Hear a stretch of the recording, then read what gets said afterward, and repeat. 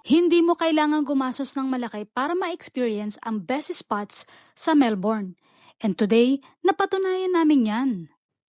It's our day 2 here in Melbourne at sobrang dami naming ginawa. From brunch, shopping, history, nature, hanggang sa beach. First stop namin, ang High Ground Cafe. Ang ganda ng vibe. Very industrial, exposed bricks, steel details, super Melbourne cafe culture. Ang mga in-order pala namin ay ang kanilang mga bestsellers. Andyan ang prawn toast, Benedict's, at ang seasonal ricotta hotcakes. Tapos samahan mo pa ng cafe latte. Swak na swak yan mga besh. Pagkatapos namin kumain, next stop namin ang Spencer Outlet Center.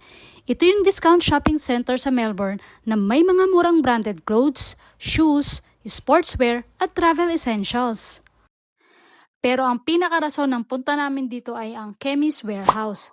Sobrang mura talaga ng perfumes nila dito. Perfect pang pasalubong. May skincare, may mga vitamins, beauty products, lahat nandito. Then we headed to the Shrine of Remembrance. Isa ito sa pinaka-importanting historical landmark in Melbourne. Originally built siya to honor Australians who served during the World War I.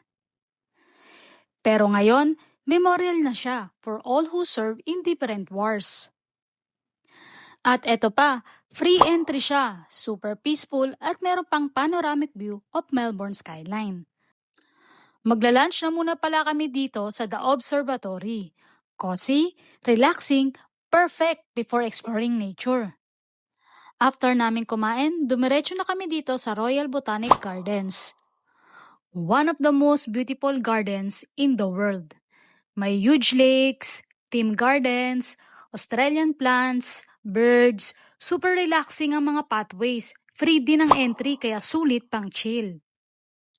And to end our day, andito kami ngayon sa St. Kilda Beach. Sunset, sea breeze, chill vibes. Perfect spot to unwind after a long day. Ang solid ang day 2 namin, di ba? Budget friendly, madaming free spots at super ganda ng Melbourne. If you're planning to visit Australia, gamitin nyo ang Klook code ko na Maricel C. Klook para may discounts kayo sa activities, SIM cards, tours at marami pang iba.